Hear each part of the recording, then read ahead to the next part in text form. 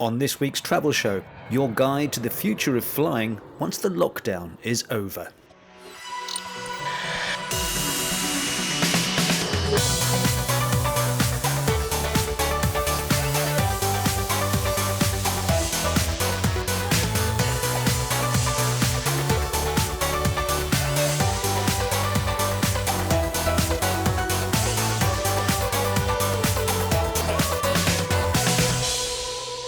Hello and welcome to an almost deserted Stansted Airport just outside London. We're here to find out what the airlines and airports are planning to do to keep us safe when we do start thinking about foreign holidays again.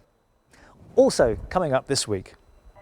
We meet the New York cabbie who's continued working throughout the lockdown. We head to Cambodia to see the temple complex and tourist hotspot at Angkor Wat, totally deserted. And we discover why some of history's greatest minds thought that the very best way to travel was to stay at home.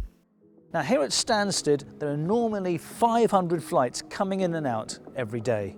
Today, there are only 9.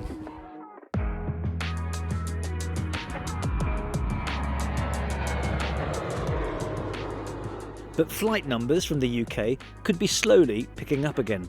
British Airways and Ryanair have recently both announced plans to schedule up to 50% of their usual flight capacity from the beginning of July, though they say normal scheduling isn't likely to return until 2023. Of course, this is not going to be a normal summer, not for any of us. Meanwhile, local travel restrictions are easing, and some governments are even planning to open their borders to citizens of neighbouring countries, creating so-called travel bubbles.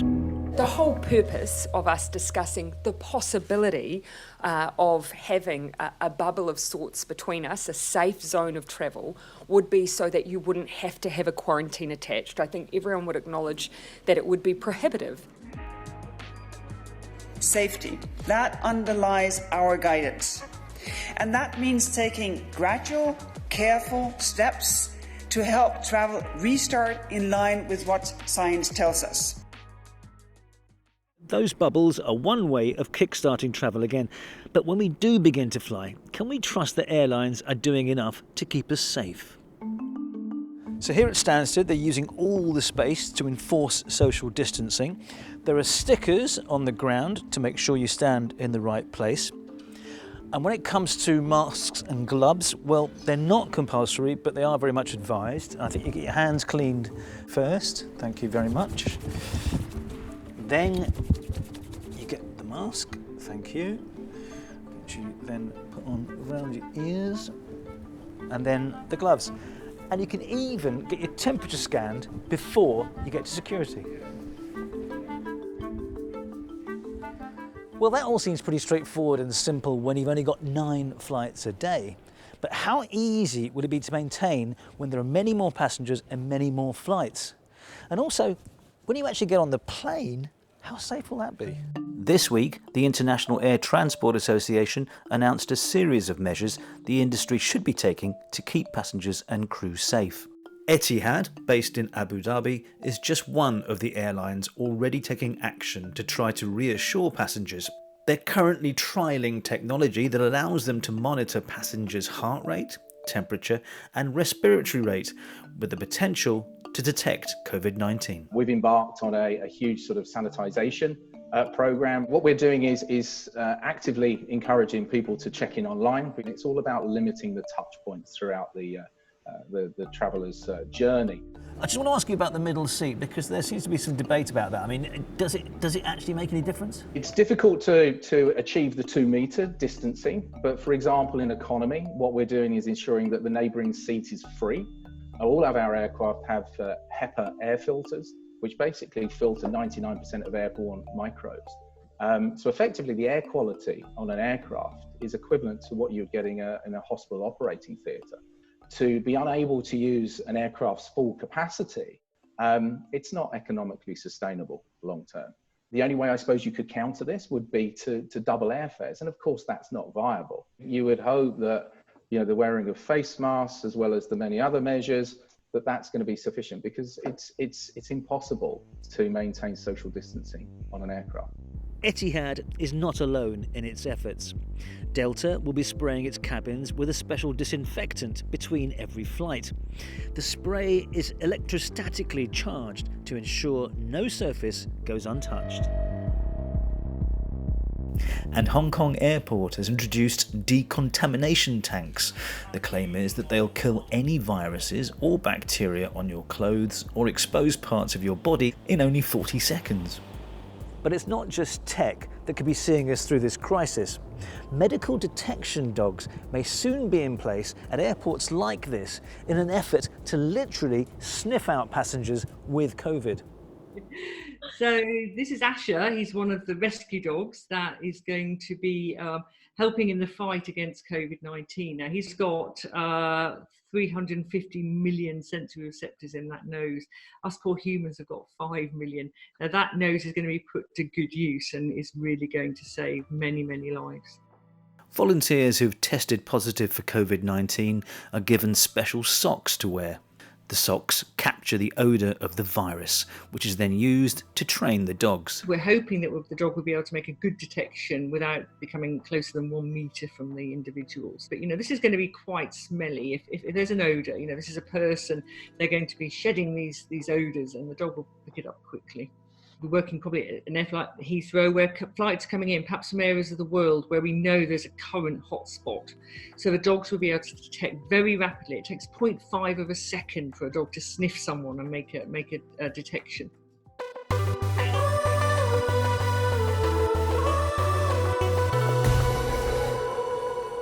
Well, let's find out what our global guru Simon Calder makes of the situation. Hi, Simon. Let's face it, it's going to be a long time before most of us are flying again, isn't it?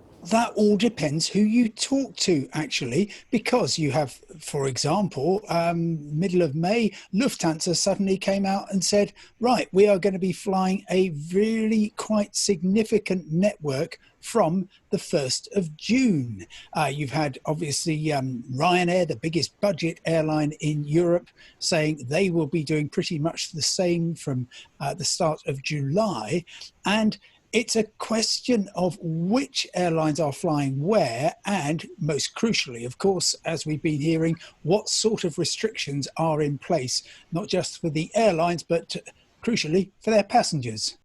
I just want to clear up a couple of things that people have said, which is number one, by getting rid of the middle seat on a plane, you are making it safer. And number two, actually flying on a plane is safer because the air is circulated, and so we shouldn't worry about that anyway. What do you say to that? If you take the middle seat out on an aircraft, then you can reduce the distance between passengers from maybe 50 centimetres to 1 metre. A lot of people would say that in the course of a 3-hour flight, that's actually not going to make much difference, but it would certainly make a lot of difference to the fare.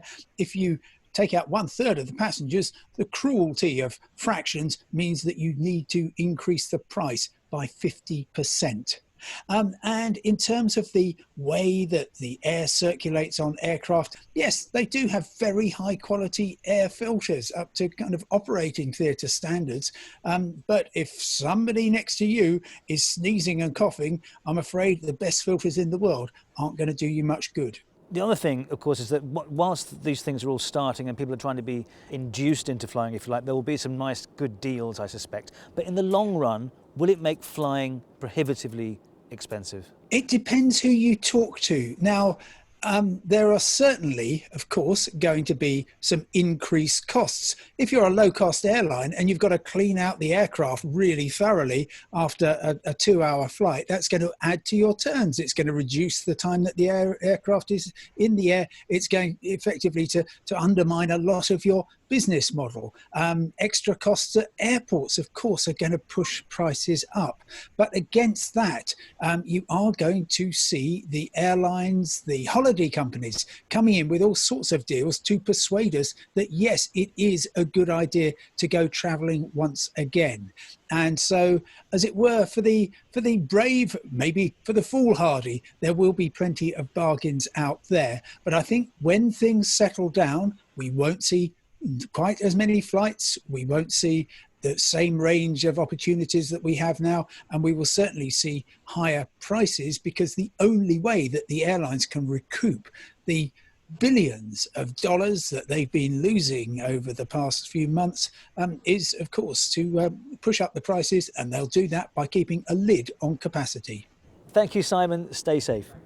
Well, let's cross the Atlantic now and speak to another familiar face here on the Travel Show, because Mike Corrie has been at home in lockdown in eastern Canada. Hello, Mike. Hey, Rajan. How are you? Fine. Tell me, how severe have the restrictions been there where you are? Things are different province to province. So my province, New Brunswick, on the East Coast, we've only had about 100 or so cases. So we are taking it seriously, but we're slowly opening some things back up. For example, parks have now been opened locally, and we can gather in groups of only 10 as long as we're outside and still retain social distancing measures. But really, you must be itching to get on the road again and to travel abroad. I mean, what's on your list for the places you want to go next? Right. I had plans to go to Peru, and of course, those are now on hold. But that's where I'm itching to go as soon as I can. I've got to find myself in a jungle sometime soon. But it does give you a chance to explore your homeland, Canada, more. You going to do that? Yeah, definitely. So my province, New Brunswick, I haven't spent too much time here, obviously, the past few years. I'm always traveling. But there's, for example, there's the highest tides in the world, the Bay of Fundy. 15 meters of vertical water, if you can imagine, goes up and down twice a day. And I think as soon as I can, I'll be out there maybe getting my feet muddy in the ocean. I wish I was there too. Well, we're going to stay on this side of the ocean for a moment and find out how New York's famous yellow taxi cabs are dealing with deserted streets and no passengers. See how empty the city is.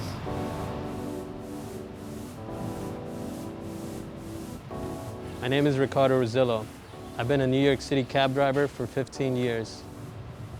Ever since the lockdown, business has been slowing down, and it has affected us cab drivers, because normally we usually make around 30 rides a day, and now we could only make around 10 rides per day.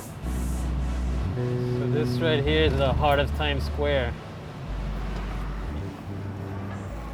Yeah, so this is one of the busiest places in Manhattan, and as you can see, it's completely empty. You know, they got thousands and thousands of people here. It's crazy how, because of the virus, it has affected our jobs and it has affected everybody. The only reason that I'm out here is because I'm a little bit younger than other cab drivers, so that makes a big difference. I've heard that a lot of cab drivers have passed away, you know, because they're in their mid-50s. So I think that most of the cab drivers that are out here now in New York are mostly young, in their 30s or 40s, and they feel more secure. A couple of friends of mine have passed away. I was afraid of getting infected and infecting others, my family members or friends. But, I needed to make a living. I have sanitation products and alcohol. I always wipe down the seats after I pick up a passenger. So this right here is Park Avenue. Before the quarantine, you should see at this time, at 3 in the afternoon, there's a lot of people hailing cabs, people coming out from work, kids getting out from school. Most of the passengers that I pick up now are nurses, doctors, essential workers, basically. So there was this one lady that was very generous to me. She had the courtesy to give me $50 just for going less than 3 blocks. She was surprised that I picked her up. Nobody had picked her up for at least 30 minutes because she looked elderly and they thought she would have the virus. People feel that as an essential worker, I should deserve a better tip, so they've been really generous to me that way.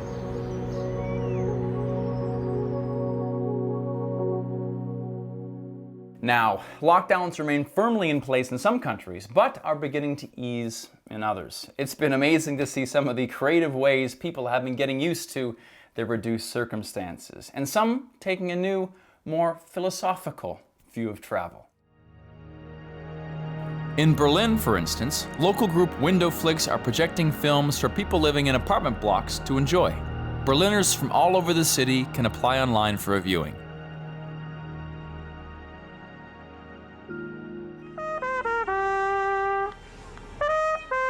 Ecuador, Baghdad, London, and New York have all seen musicians serenade their neighborhoods. In some places, it's become a regular fixture.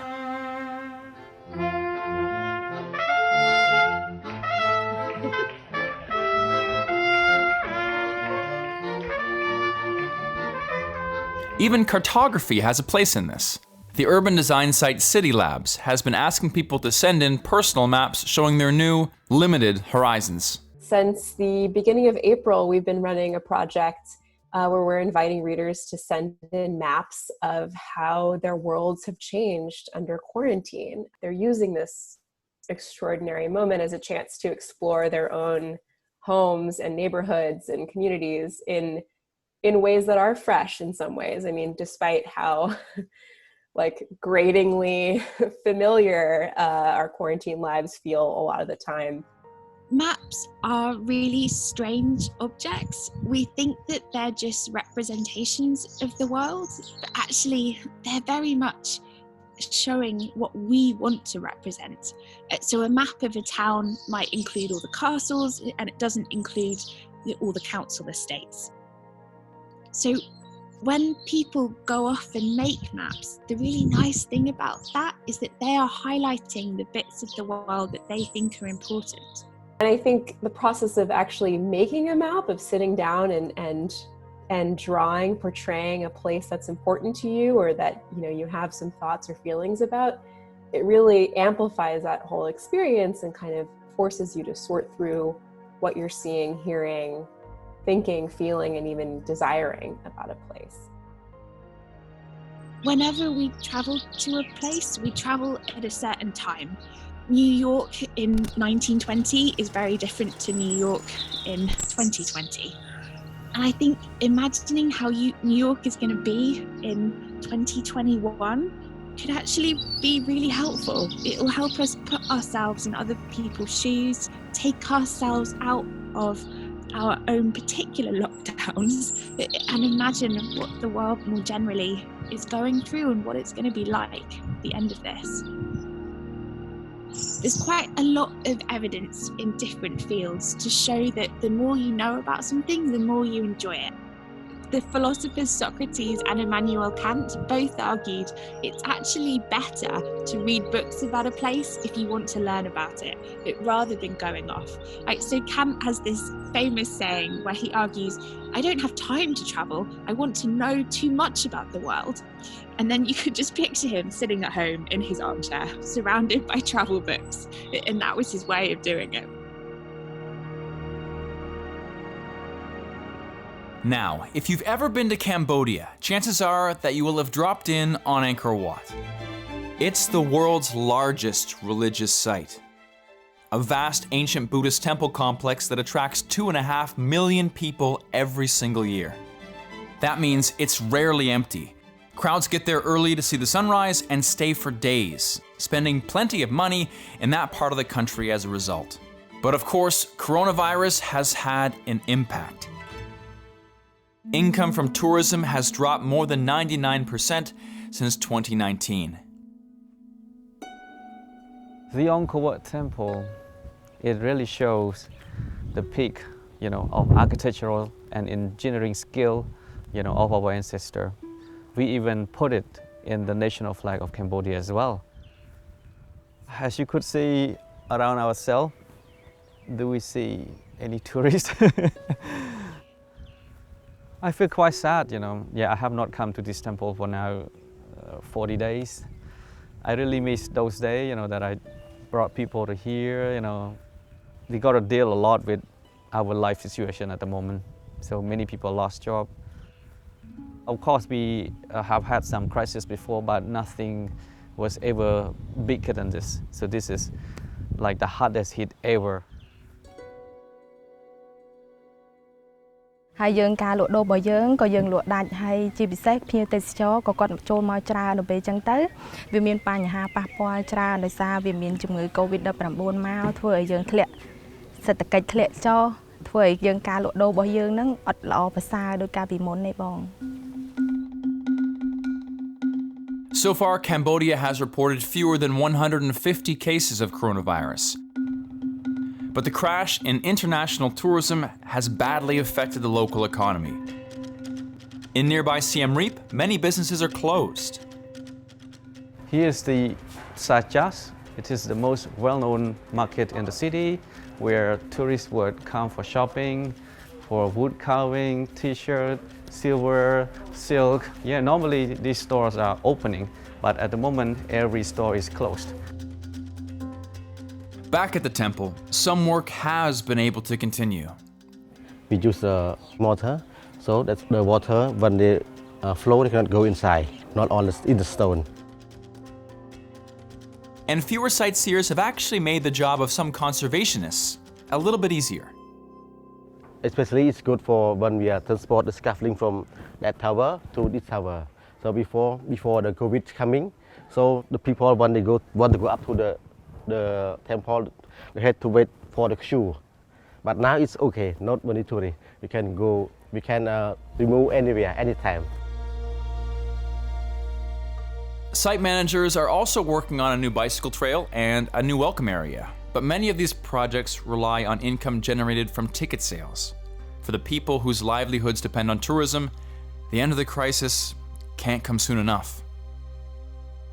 Of course, that we pray that the coronavirus will be vanished from our planet soon, so that people can come once again.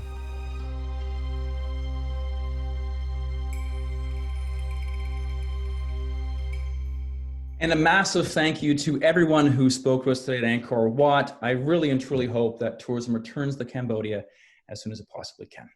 Thanks, Mike. Take care. That's it for this week. We'll be back in a few weeks' time with a brand new show. But until then, take care, stay safe, and goodbye.